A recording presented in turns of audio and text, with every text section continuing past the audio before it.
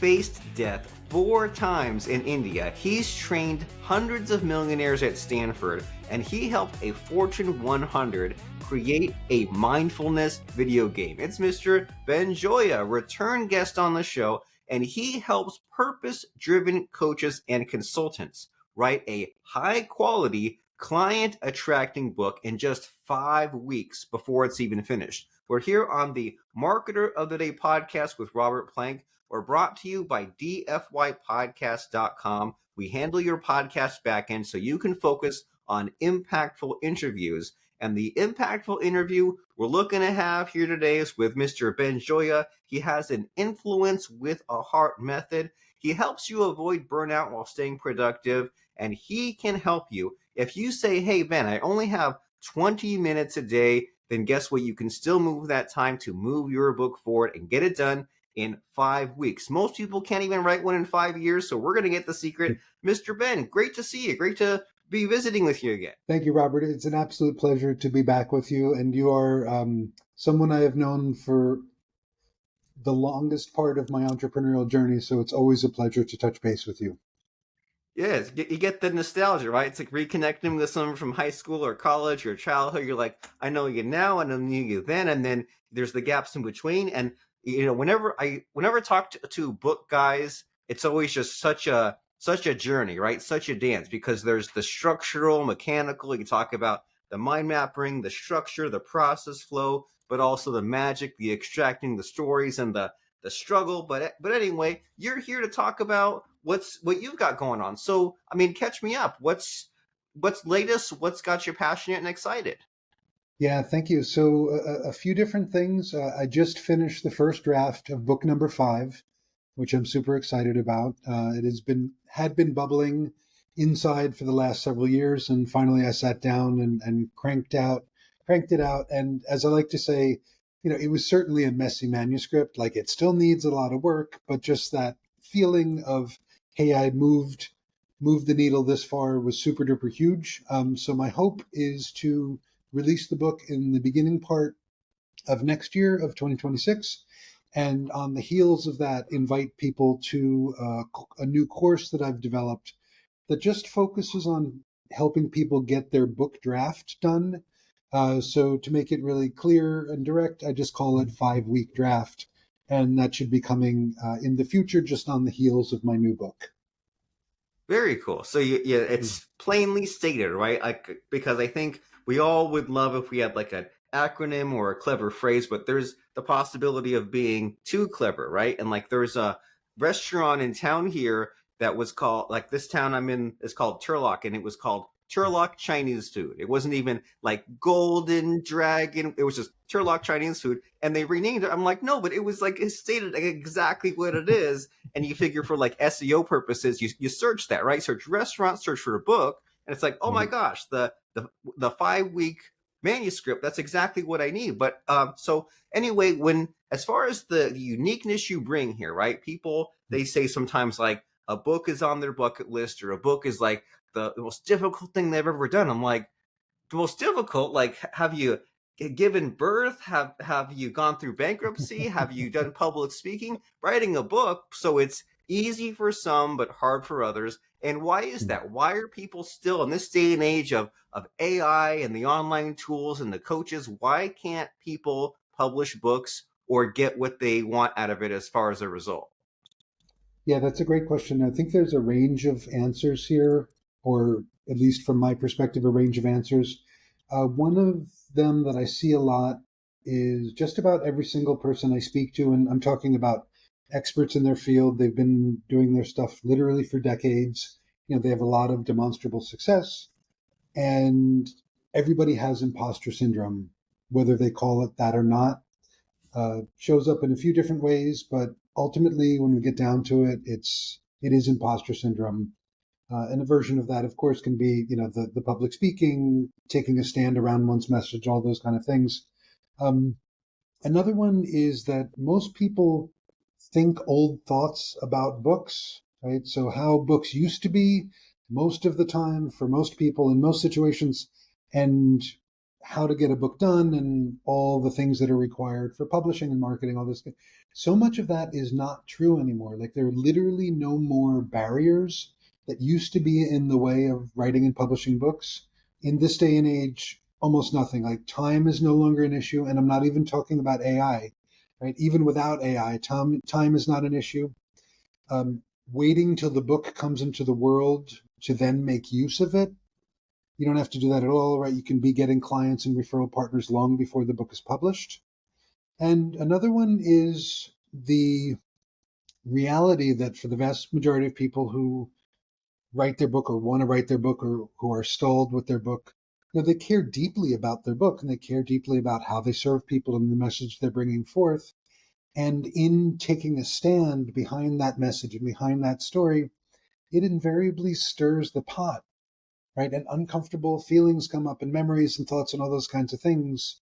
And the trick, for lack of a better term, is not to get stopped by that stuff because it's easy to be like, oh, this is uncomfortable. Let me not do this, right? Very human, natural, normal reaction. I get it, right? But if you can navigate the uncomfortable stuff and not get involved, that there is the golden ticket because it's going to come up anyway.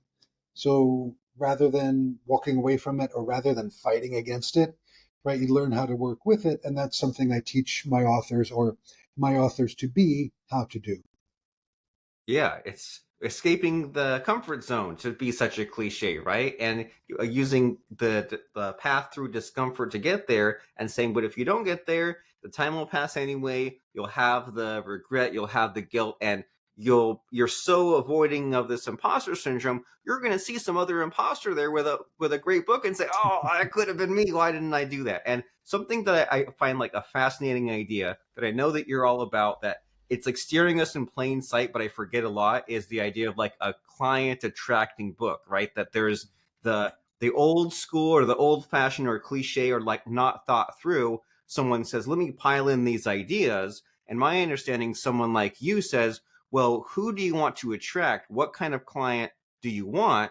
And what problem do they have? Where are they stuck? And then you speak to them and work backwards. And I find that just like such a cool idea, right? Because you end up having like a clear path. And the picture in my mind of this book is it's not thick, it's not bloated. It's like it gets me just this exact person, and there's a goal in mind, right? It's not just the book is the goal, it's what the book gets you. But I mean, you tell me about this because like I forget about this concept like at least once a month, that the book opens doors, right? The book gets you people, it attracts people. Yeah, yeah, thank you. Yeah, I love talking about this because it works really well. I teach my authors to be how to have conversations with their ideal clients. And by dint of those conversations, they know what to focus on in the book, what not to focus on. They get the language to use from the book because they're literally talking to their ideal clients, right? From the proverbial horse's mouth come the words. And a lot of people, and this has happened innumerable times, they publish their book and it totally fails for whatever kind of reason. But if you talk to your ideal clients about the book you're writing as you're writing it and really understand what they need and how best to serve them, then you write the book in that direction, the book will not fail. Period. Right? So you're guaranteeing the book is going to work. And by having these conversations about the book, right, in a very peer-to-peer collegial kind of way with one's ideal clients, you're deepening or developing a relationship that is not only around a conversation regarding the book, but it can lay the groundwork for a further conversation where that person can become a client, a referral partner, or a strategic partner. So all that in there is how we make it happen. And for me, it's I always want my authors to get a minimum of 10 times their investment in my program, right? I mean, as I would hope anybody in business would do, right? And that's one of the ways that I do that is I say, hey, look, even before the book is done, you're getting the ball rolling to bring in revenue. I mean, depending on your client base, it could take a little while for that revenue to come in. Like if it's a corporate client, it might take them 9 months to sign the contract, sure, right? But that book is that entry point, right? The You had mentioned, Robert, when you introduced me, the empathy video game, right? That I got a 10-month consulting gig with a Fortune 100 company because they saw the cover of my book, right? The book at that time wasn't even finished. I put up the cover on LinkedIn and I was like, hey, come celebrate with me. My next book is coming. That's all I said. And somebody reached out and is like, hey, we want to talk to you about this video game. We saw your book. And in my head, I'm going, you only saw the cover of the book, but I'm happy to talk to you. Thank you very much. Very cool. And just from a post like that, and it's like I definitely I want to hear about this empathy video game and some of these stories, right? Because books are enhanced with stories, podcasts are enhanced with stories, but like I sometimes you think about you don't think about like modern day Donald Trump. That's such a mixed bag. But like 80s Donald Trump, right? Like Art of the Deal era Donald Trump. I remember hearing some story where like the publisher wanted him to put out a book and like he didn't want to do it. And then they just had the cover made and they like wrapped it around an existing like thick book and they were like, and that just convinced them. And you think about all these times when we ourselves are convinced by just like seeing a cover, right? Seeing what the future could look like, that's a powerful idea. And so it opens up doors. And so this is an amazing thing that happened to you, right? You created this empathy video game. So they saw your book and then what happened? Yeah, thank you. So if I can actually go back in time a little bit, right? The reason why they saw the cover of my book was because I was frantically in the middle of writing the book, and I was frantically writing the book because I had been invited unexpectedly to speak at Stanford University. Right? I don't know how the hell they found me, but they're like, "Come do this talk at Stanford," and I was like, "Okay." Actually, a 2 day training, and what I did, and I have to credit our colleague from back in the day, James Malinchak. I learned this from James, right? Um, Oh, maybe that's him coming to get you. He right, heard totally. you talking Thank you. about it. His ears are burning. I live in Spain and it's very vibrant here. Okay. um, yeah, so Malinchak, I learned from him, and I said this to the event planner. We had signed the contract already, and I said, "Hey, look, I'm so excited to come to the event. I really want to make it special. I'm going to show up with autographed copies of my brand new book for free for all of the participants, right? Like 130 free books." And the event planner's like, "Wow, that's amazing. They're going to love it. That'll be really special." And I said, "You're welcome. It's my pleasure." We hung up the phone and I went, "Oh, crap. I have to write that book right now." Oh And no. from the promise to the delivery date, I had 6.5 weeks total. Oh boy. Yeah. Yeah. So got it done, and Stanford went really well, turned into more business. And in all of that frantic activity, that's where the cover came from that went on to LinkedIn that drove that Fortune 100 gig. Huh. Right. And then it was the Stanford plus the Fortune 100 company gig that about a year and a half later, I was like, wait a minute, I can turn all of that into a business, right? I can show people how to write a high quality book really fast, how to do that legwork to be clear on the book and lay the groundwork for the clients. And then I can help them through the publishing, so they don't have to waste all their money or take out a second mortgage or whatever the case may be. Very nice, very fascinating. So there's definitely the value in maybe doing things slightly out of order and saying, well, I'll figure out the fulfillment, I'll figure out the pieces later. And you went through this kind of period of stress to get a result, which led to greater opportunities. And then you said, oh my gosh, like I blazed a trail here. I figured out a system that led me to these things. And others are looking for this kind of recognition, right? The speaking gigs, the clients from a book, but they're stuck with that piece. But through my kind of maybe slight overcommitment and stress, I figured out that process. And I know that you've gone through some things, right? Not just this stress of writing the book, but you've kind of faced death a little bit in India. And so, I mean, tell me about that. What the heck happened? What'd you learn from it? A great many things. Yeah. So I was in India twice in my life, 2 months in 2004. And on this first visit to India, in the space of 72 hours, I faced death 4 times. Right. On the way going up to a what's called a hill station, right, like a little town up on a mountain, a bus almost going off the cliff or the mountain road. We're already at 6,000 feet up. And then I participated in a hike, like a guided hike through the mountains for the next 2 days. in the course of that hike, we had to run from a wildfire. So if you can imagine, that you live in California, I used to live in Oh California, right? Imagine that. So got to run from one of those. That was yeah. fun. And then the next day, we encountered a poisonous snake. And thanks to my guide who spotted this little tiny green thing, he stopped us and we threw little sticks until it went away. And then a little bit later that day, we encountered a mountain lion as we were walking along. And again, you being from California, you know that when you run into a mountain lion, you get big and make yourself loud and do all of those things. So I ran up next to the guide because my guide had the big stick, and we looked like a big animal at that point. And thankfully, that mountain lion ran away. And out of that experience, it wasn't so much learning; it was more like the galvanizing of purpose. Like service has always been something important to me, right? Wanting to help a bunch of people. And when I first started as an entrepreneur, I was like, I want to help a million people. Like, how there's all of that kind of energy for certain groups of entrepreneurs. So Yeah. after a while, it's like, oh my God, this is exhausting, right? And then in the discovery of the book writing and being able to help people write and publish their books, I realized, hey, if I help, this smaller, couple dozen authors at a time or authors to be at a time, purpose driven, mission driven kind of folks who are doing good with their business, right, directly and indirectly. Like if I can help them, then those ripples go out to those communities and those networks and those email lists and those social groups.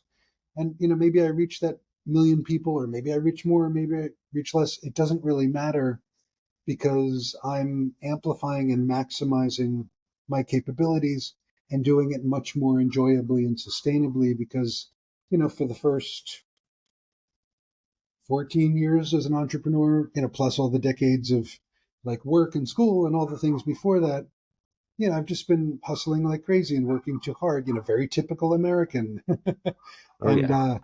that if you don't, if I'll speak for myself, that if I didn't change that behavior, either I would have gotten ill or I would have had some mishap, like I stepped off the curb and got hit by the bus, right? Like either I had to stop myself or the universe, for lack of a better term, was going to stop me. And I chose to stop or at least slow down a lot. When you looked at the signs, you said, "Oh my gosh, there's a wildfire, there's a snake, there's a mountain lion. Wait a second, like maybe it's trying to tell me something." And there's Indeed. that saying, "If you cannot do great things, do small things in a great way," which at first seems kind of like demoralizing, but you think, like there was a, Dave Ramsey that has like a call-in show, and there was some guy that he was like trying to make it big as a photographer, and he was like trying to like, just like sell a photo for like $10,000 and like couldn't make it, and Dave was like, well, get some clients. And then that's kind of like opened my eyes entrepreneurship wise, because it's like, okay, say even in your case, right, you're like, okay, I want to write like the great American novel, want Oprah to recognize me, and it's like kind of like one huge long shot. But if you say, well, let me like get these different book clients, you can still like pursue that dream, or you can, kind of, you can have your cake and eat it too by having the kind of achievable milestones and then helping others. And then there's like the ripple effect you mentioned, like you're kind of like one level removed from greatness, and you might even get more accomplished than if you hang out for that one big break, which is like such a shot in the dark, right? And it's like, so instead you build a real business, you get clients, you kind of do the adulting, the grown-up stuff, and then it ends up being your path to success. And so what am I not asking you here? It's time to dig into the missing hidden question, right? You've seen so many things, you've helped people, you've told some stories, you've written some books, you've marketed, but in all the things that you've seen, what is maybe not being discussed enough? What should I be asking you about? I just don't know what to ask you. Sure. What's the most important thing I've discovered that has the most positive impact on my business and my life? Ooh, what is that? Meditation,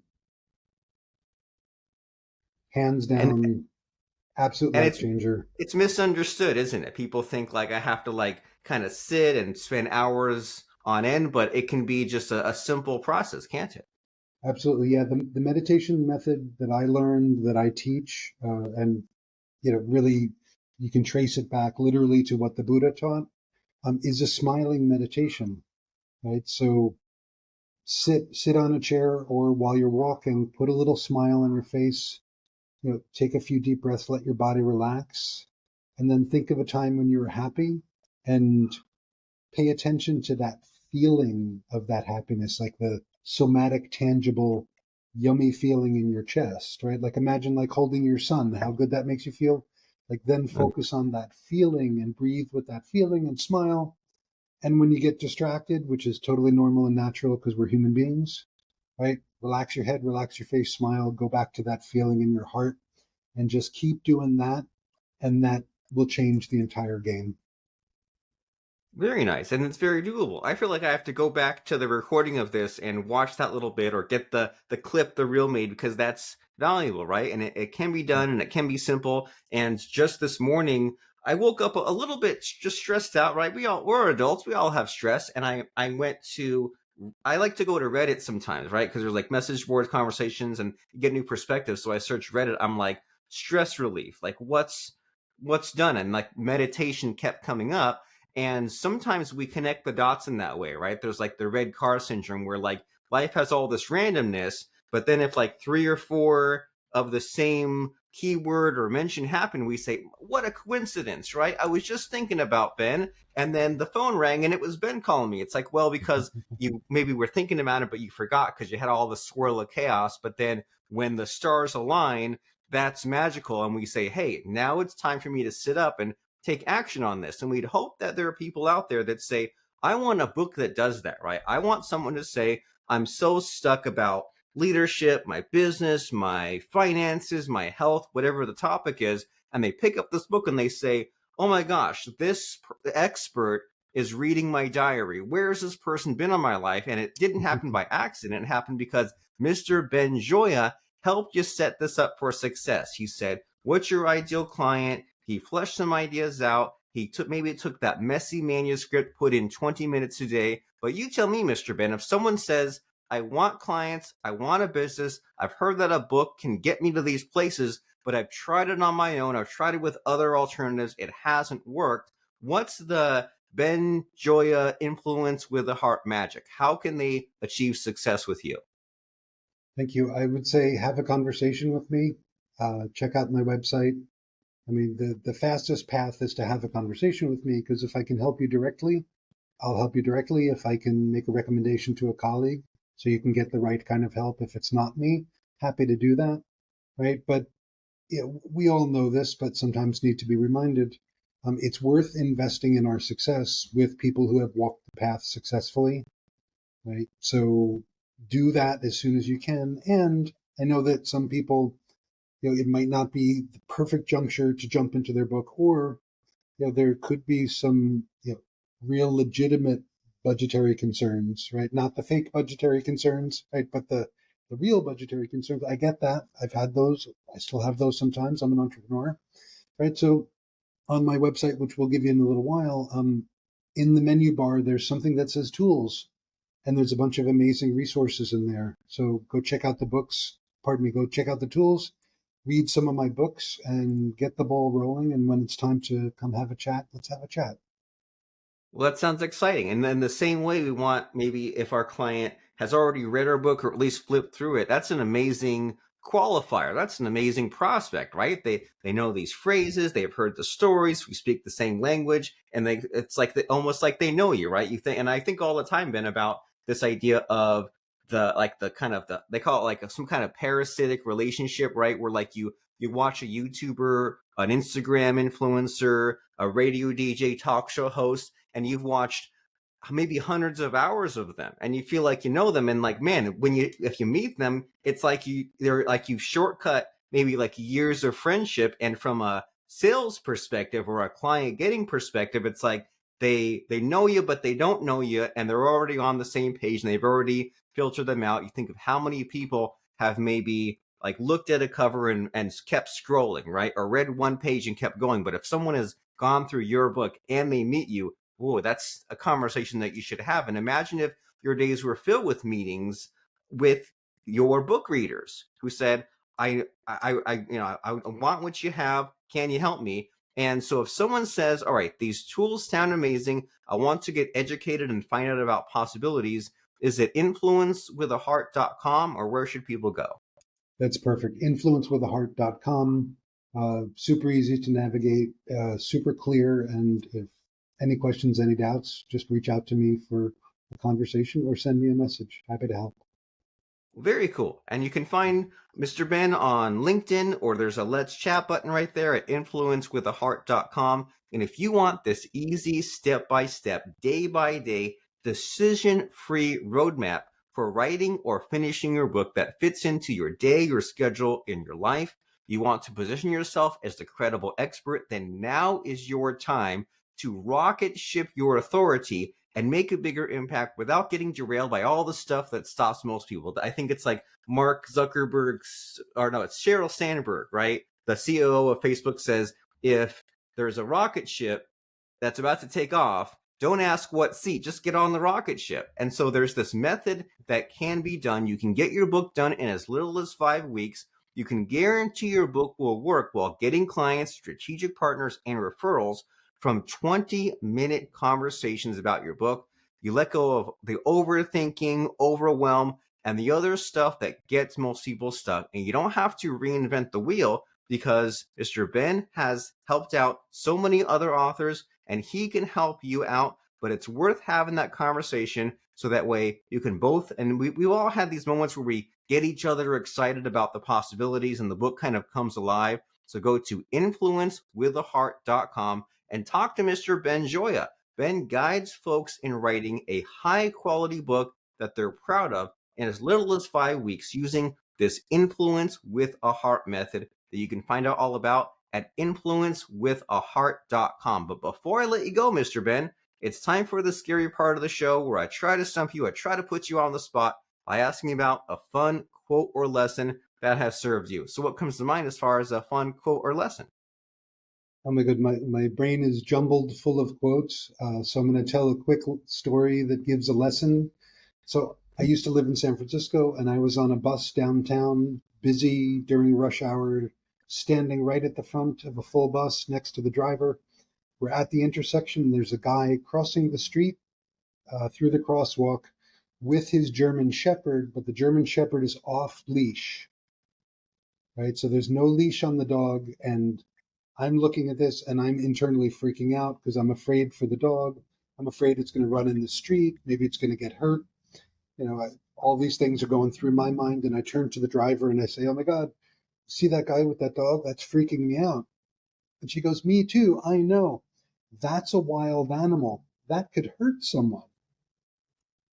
And I went, holy crap, right? Because this other human and I are looking at the exact same situation and we have completely different perspectives on the same thing that we're seeing, right? For me, I'm worried about the dog. She's worried about the humans. And I realized at that point, or was reminded deeply at that point, that no matter what we do to be as clear as possible and think we're all on the same page, we're still all operating in our own universes. So being empathetic and compassionate and showing kindness and showing patience are some of the most important things we could possibly ever do for ourselves and the world around us.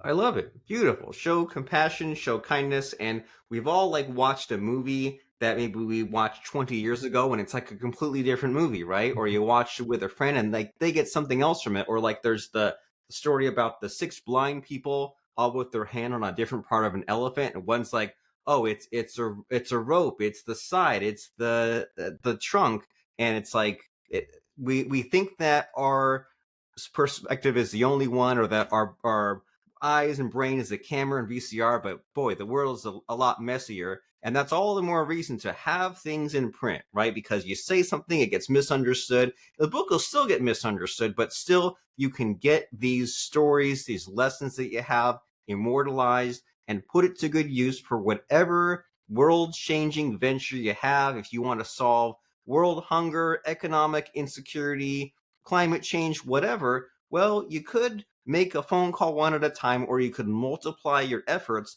And with the help of Mr. Ben Gioia at influencewithaheart.com, get published, launch your book, use it to open doors, get clients, get referral partners. It's an exciting future ahead of you, but you have to take action, right? It's one thing to listen to a podcast, but you have to go and have this conversation with Mr. Ben Gioia at influencewithaheart.com. There's a big giant orange button there that says, let's discover what supports you best. So go ahead, do it right now. Go to influencewithaheart.com. Talk to Mr. Ben, talk about possibilities. And thanks for being on the show as a return guest, Mr. Ben. It's always such a pleasure. It always gets my creativity just set on wildfire. And I'm glad that you came, and thanks for being here and doing what you do. Absolute pleasure, Robert. And I always enjoy being interviewed by you because you don't just ask questions, but you think and respond. And it's a really wonderful gift that you have. You humble me, sir. Thank you very much. You're welcome.